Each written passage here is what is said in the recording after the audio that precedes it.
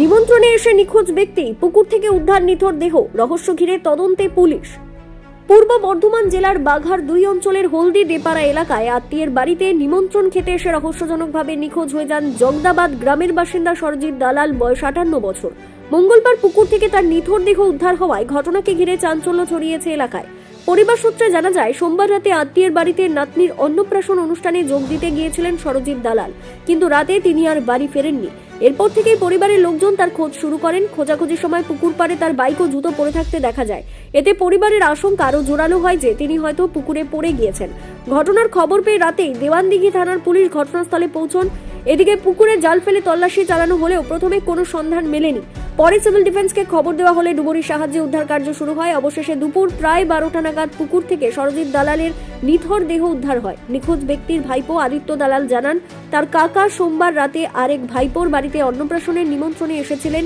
রাতে বাড়ি না ফেরায় তিনি ছেলেকে নিয়ে গ্রামে খোঁজ করতে আসেন। পুকুর পাড়ে কাকার বাইক ও জুতো পড়ে থাকতে দেখা গেলেও তার কোনো খোঁজ পাওয়া যায়নি।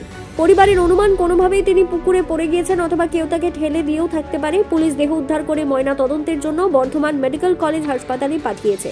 মৃত্যুর প্রকৃত কারণ জানতে তদন্ত শুরু করেছে পুলিশ। ঘটনাকে কেন্দ্র করে গোটা এলাকায় শোক ও উত্তেজনার পরিবেশ সৃষ্টি হয়েছে। পাপাই সরকারের রিপোর্ট, BCN বাংলা। এটা হচ্ছে আমাদের ফ্যামিলির একটা কাকার ছেলে, বড় ছেলে। এখানে ওর নাতনির অন্নপ্রাশন ছিল, আমাদের নিমন্ত্রণ ছিল। কাল দুপুরে আমরা খাওয়া দাওয়া করে সব বাড়ি গিয়েছিলাম। আর যে হচ্ছে সে হচ্ছে এর কাকা, এই ফ্যামিলির যে কর্তা তার কাকা। আচ্ছা, ছেলে কোনো নাতি না। হ্যাঁ, উনি একটু নেশাভান করছেন। কালকে রাত্রিরে এসেছিল আবার খেতে।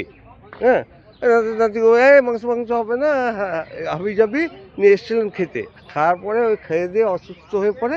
তারপরে 10টা কটার সময় ফোন করেছিল, 10টা 11টার সময় এরকম ফোন করলো। তারপরে এখানে পুলিশ প্রশাসনে ছিল, ওনারাও মরে যে থাকে ওনারাও এসে আমাদের গ্রামে মানে মনে করছেন এখন পরিস্থিতি যেটা দেখছি, জুতোগুলো জলের ধারেই রয়েছে। ওখানে পড়েই যা কি হোক, এখন তো খোঁজাখুঁজি চলছে, মানে জাল ফেলে। বাড়ি কোথায়? জগদাবাদ গ্রাম। জগদাবাদ থেকে কোথায় এসেছিল নিমন্ত্রণ বাড়ি? হলদি। আত্মীয় বাড়ি?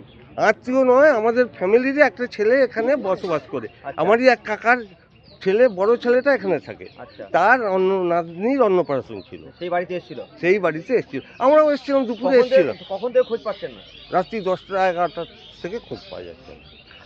এখন কি মনে হচ্ছে জলে পড়ে গেছে পুকুরে? এখন সকলেরই অনুমান, যেহেতু জুতোগুলো জলের ধারে রয়েছে, তা আমরা অনুমান করছি যে জলে পুড়ে গেল কিনা।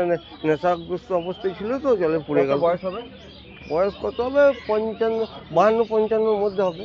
52-55? ওদিনকা 52-55 মধ্যে হবে। ওনার নাম কি? সরজিৎ দালাল। কে হয় আপনার?